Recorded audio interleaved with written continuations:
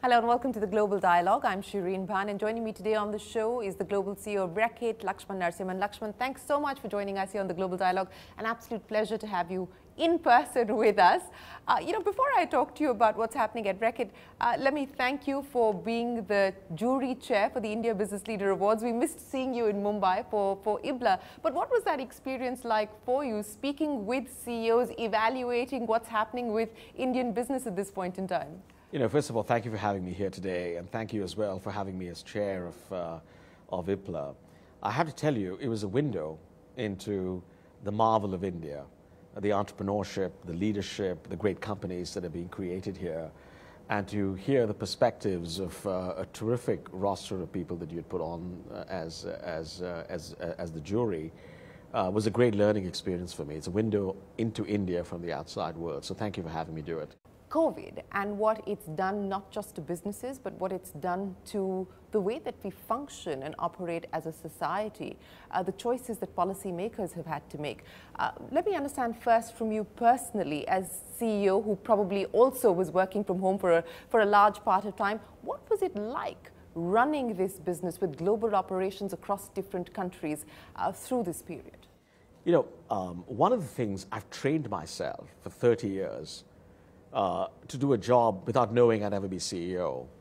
But part of what I learned in that period, the muscles I built, were pattern recognition muscles, which meant that I could travel everywhere, see things and find patterns and find ways to, put the puzzle together, so to speak.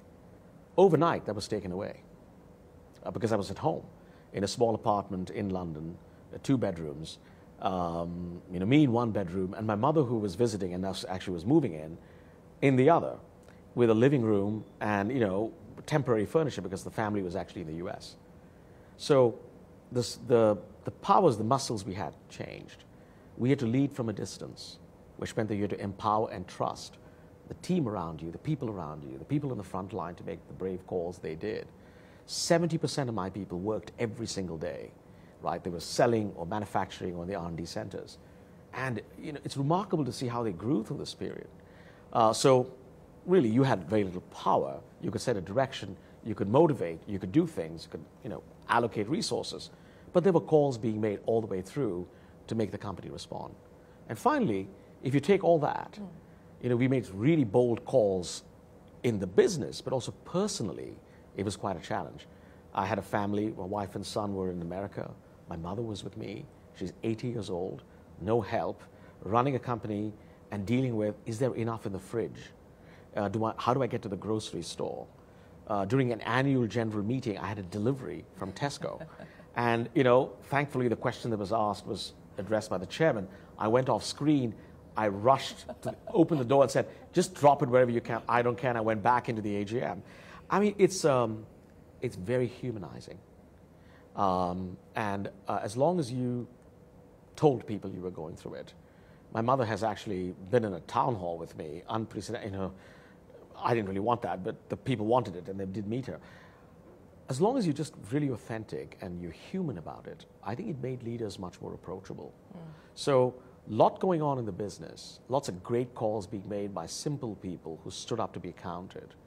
I've had people on my team, I have a great team, they joined the company, never went to factories. They were a year ahead of supply chain, never visited a factory.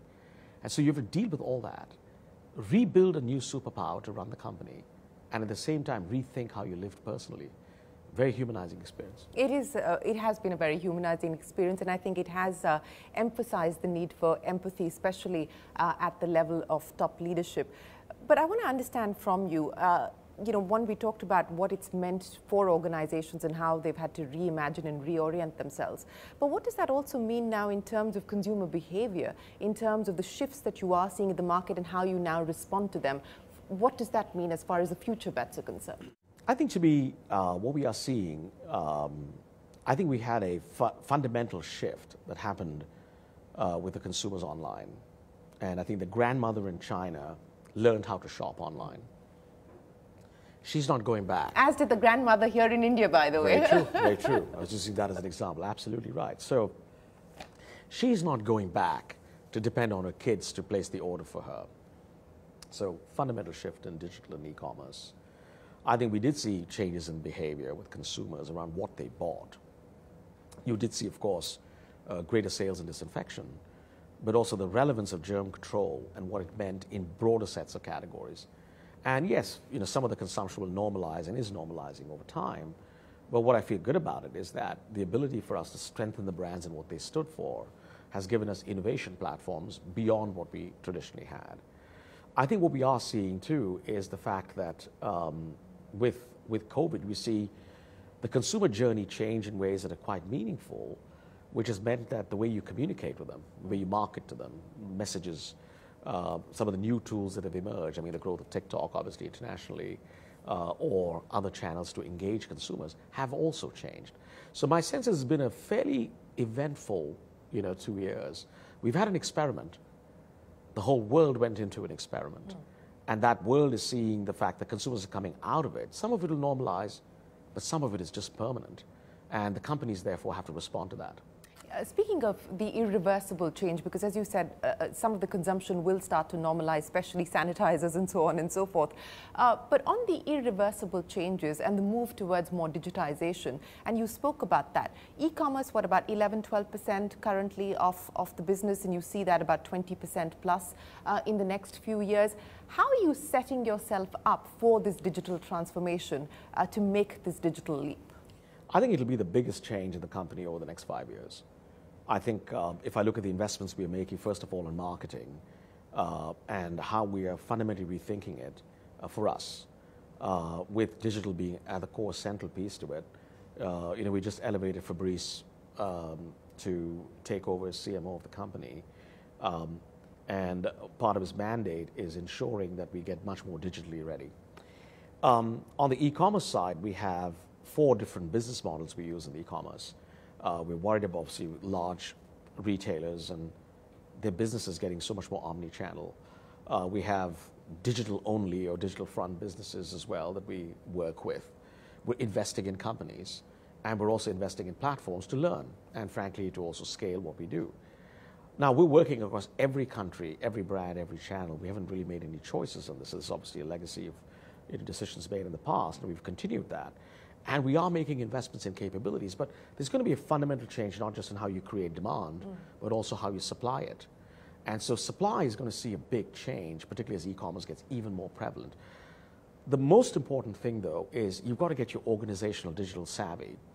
If I look at the digital quotient or the IQ inside the company, I would love for it to be way higher than it is. And that's going to be a big source of focus for us. So we build the skills in the company in order for us to be digital pretty much in everything we do. Let's talk about innovation, because you said that you are going to be making more bets to ensure that the company is much more innovative and relevant across various categories. Where does India fit in on the innovation map as far as Reckitt is concerned? Do you see this as an incubator for innovation? Do you see this as a hub for innovation for you? It's interesting you say this. Obviously, there's a part of the conversation even yesterday when I was here with the team. We see India as a very big source of innovation, not just for India, but also for a lot of the emerging markets. I think our team here, and a lot of companies here, have found this balance between scarcity and finding ways through it in a way that actually makes them very innovative. With further resourcing and the ability to bring some scale to some of these things, I think our people here can do way more than what they are. I really look to India, not just to reconceive of products, but also consumer solutions and also digital solutions. I really encourage the team here a lot to do that, because I think there's a lot we can do in India that we can scale in other places. What kind of collaboration are you looking at or exploring, especially with the Indian startup ecosystem at this point in time, since the focus is going to be on digital solutions as well as looking at innovation? Well, I spent some time 2 days ago with a bunch of startup companies and startup company CEOs. I'd love to figure out a way for us to get even more systematic. We've obviously made a few investments here, but I think we're looking for much more systematic participation in what we do here. There's a lot to learn, both ways, to be frank. I think a lot of these companies have very good people, very good ideas. They are fast moving and come up with great solutions. At the same time, when you scale, and you have a scale beyond a certain point in time, some of the skill sets we traditional companies would bring really become quite relevant. And so I think this combination, this partnership, is very big for me it's a very important push as to where we would go in India. Mm-hmm. You talked about innovation. Let me ask you that in the context of what you intend to do across health, hygiene, as well as nutrition. Not just to explore newer markets, but also to explore adjacencies across your brand portfolio at this point in time. What will be the focus? What is going to be driving strategy there? I think there are two areas we have really put money in and we're investing in. One is the consumer, and really thinking about the demand spaces that the consumers are in. And what we are seeing there is the strength of the brand, the anchor of the brand, gives us legs to really innovate in a broader set of consumer spaces. Because we see both the consumer need and they're giving us the license to expand into those places. So you will see a lot more innovation. Our pipeline is obviously higher as a consequence of that. The other part of it is science, and we've traditionally not really done a lot in that area. But part of what we did coming in is the investments we are making in science platforms that cut across our businesses. We identified 8, but we have a different posture. I'd like us to have a posture where sort of, it's low ego, where we won't have all the ideas. We won't have the spend that some large companies have.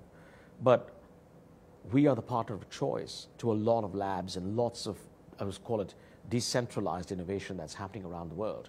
It is remarkable with the tools that are now available, how innovation is happening outside companies rather than inside companies. And we want to be the partner of choice. That's why we changed our brand. It's the investments we're making around us, what we call build shared success. It's frankly the investments I make with our suppliers, as well as with partners, for us to be the partner of choice. So we will spend less, but we will partner way more. And what we have is the commercial backbone and the muscle in order to get those innovations to market under our brands. So you'll see us do way more of that. We'll take a break here on the Global Dialogue. We're back in a minute with a lot more.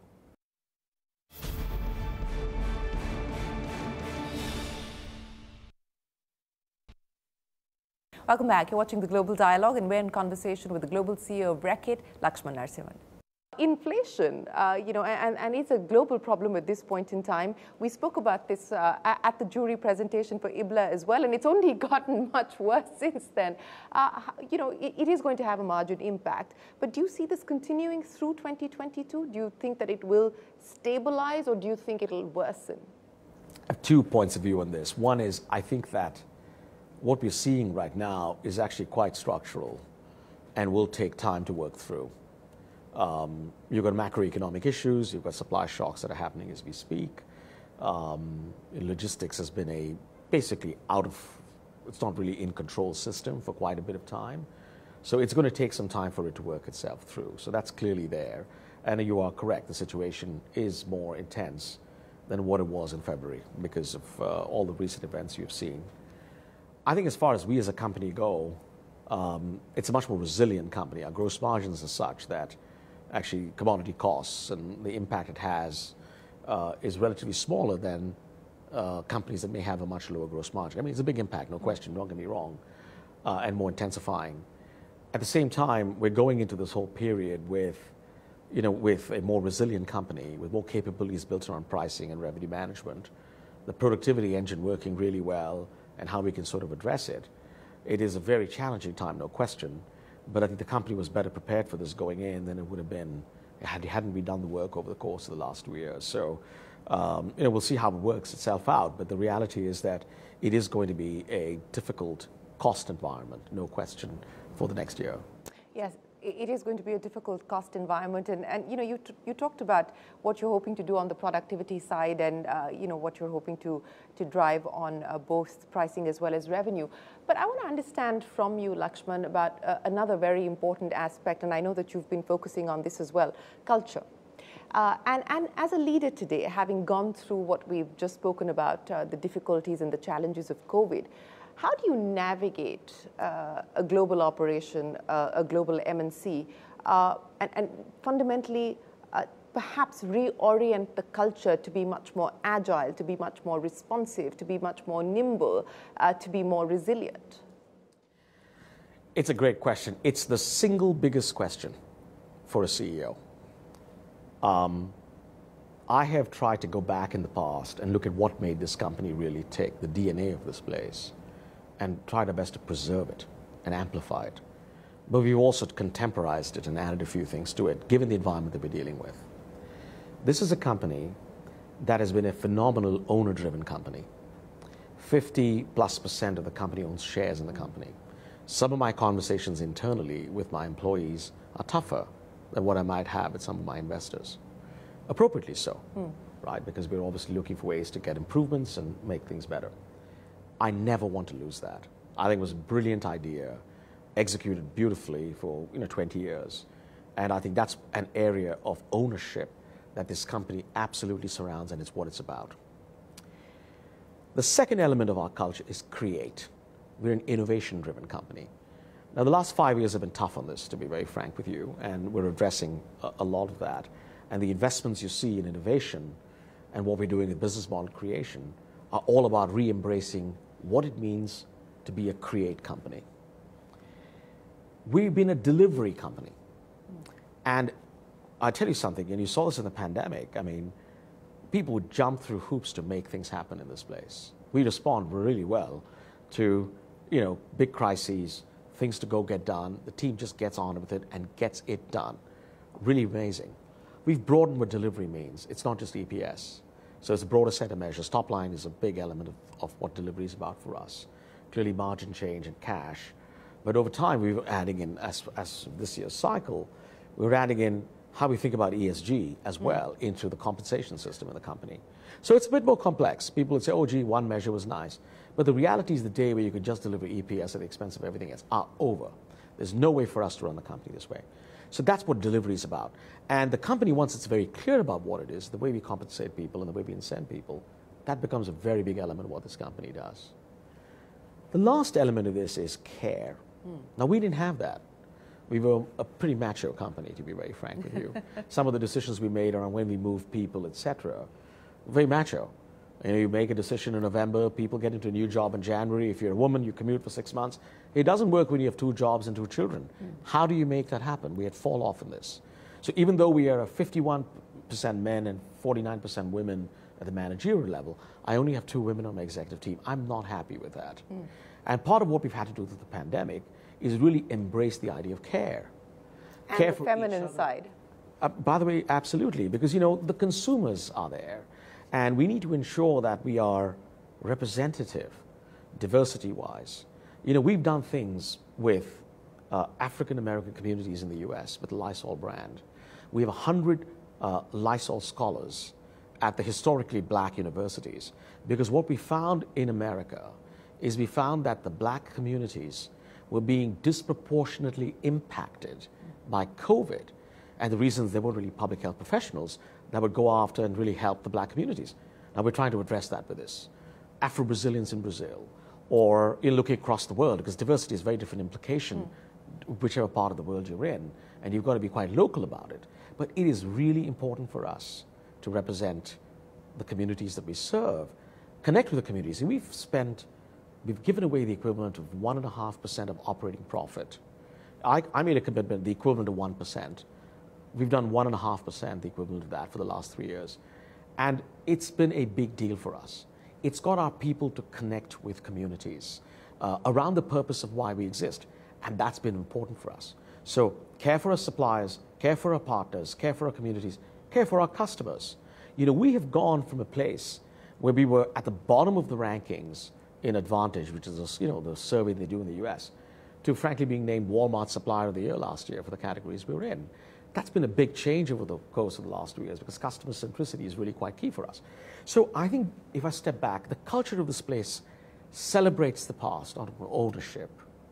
It recommits to create as being an element of who we are. It broadens what it means to deliver, and it's added in care.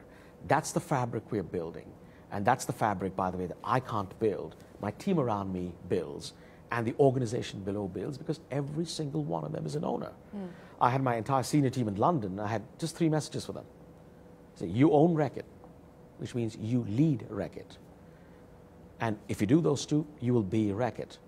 That's really the message. So how do we get ownership all the way down to people? Because people do heroic things when they own. But I want to address a larger issue with you, Laxman, and that is the rise of CEOs of Indian origin. I mean, you talked about Indira, and of course, Indira was, you know, the first to really make it outside of the tech space. We've got a whole bunch of Indian origin CEOs in the Valley. Rakesh headed Reckitt as well.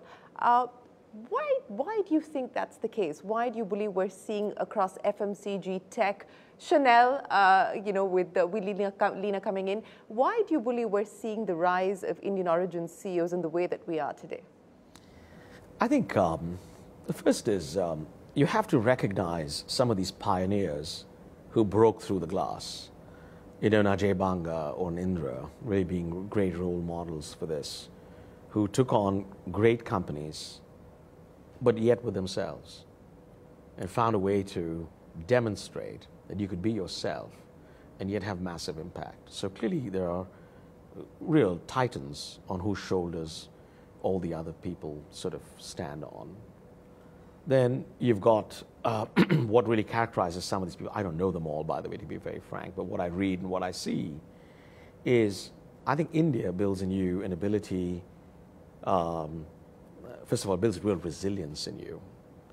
But also flexibility and the ability to recognize that things may not be perfect, but even when it's not perfect, you've got to find a solution. CEOs have to do that.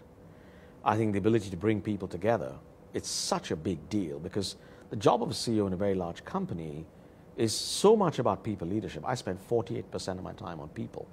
I look at some of these people, you know, big names like Satya and Satya Nadella and you know, Sundar Pichai. And they have such an amazingly humble personality. But what they do, therefore, is they are able to attract large numbers of people to their vision, to what they would like to have happen. And they build wonderful teams around them in order to go make that happen. And I think India gives you the flexibility, the agility. You combine that with the opportunity set that America provides or Europe provides or whatever, and you end up with these people being truly very successful. But I think you're going to see a next generation here of people who are in Indian-grown companies that actually are massive in scale and substance and size. You clearly have people like TCS already right now there, but these are going to be CEOs of global standing who do really well. So you're going to see, I think it's important to not just look at those people in the West, but also look at Indian companies that are rising and Asian companies that are rising. You'll see great Indian leaders from all over. So we are, of course, 1/6 of the world's population. So we're still underrepresented. We are, and may the representation improve as we move forward. But let me end then by asking you, Laxman, as you look out at your dashboard today, what is the single biggest thing that concerns you as a leader, as a CEO, perhaps to do with business or otherwise, and what gives you hope and the most confidence? The place I spend most of my time, to be very frank with you, is on culture. We do the right thing always, that we build people and the organization for the long term. I am really obsessed about that and ensure that we want to do that. The team, the people, the front line really matter to me. And I think in a time when we're going through so much change. Where does that come from? Where does that come from? Well, I've traditionally been a very, people-oriented person. I started at 19, working with my father at home. And I was in a startup when I was 21 for 3 years. Making payroll was a big deal. I realized that even though I went to McKinsey for 19 years and I joined Pepsi, one of the things I joined Pepsi for, it's a great school really, and working with Indra and Brian Cornell and others was just an amazing experience. But running 75,000 people in Latin America, you realize that you can think big thoughts. At the end of the day, if you can get to the hearts and minds of the people who are in your organization, they do heroic things for you. And as you go around the world and you find these great ideas, you can lift and shift these ideas, because ideas exist and frontline people really sort of have it. As a leader, you have got to excite large numbers of people to follow you. And that's vision and the ability to make decisions and to cut through the clutter. It's about building great teams and people, connecting them emotionally as well as rationally. It's about building a culture that survives for the long term. But also, CEO, it's about doing the things only you can do. Because, I can open doors that somebody can't. And you have to do those things really well, and you have to be right a lot for you to succeed. So I worry about culture a lot, and my team and people, and ensuring that we are mobilizing them and doing this. At the same time, what gives me real hope is we have lots of turbulence. But I look at some of the fundamentals of the world and I say, you know, I'm generally an optimistic person. It's challenged sometimes in moments like this, but you look at the innovation that's coming. Human ingenuity gives me the greatest hope. The fact that we had a vaccine developed in 9 months. I remember in July of 2020, we weren't clear we were going to have a vaccine. But in November we did. And in December, when the first shipments went from FedEx or from UPS with the vaccines in there, it did impact my stock price, by the way, and I did notice that. But what you did see is human ingenuity is what gives me the greatest hope. Well, on that note, Laxman, it's been an absolute pleasure. We look forward to seeing you back here in India, and we wish you the very best of luck with your plans for Reckitt. Thanks very much for spending time with us on the Global Dialogue. That's it then on this edition of the Global Dialogue. From all of us here on the team for today, goodbye. Thanks very much for watching.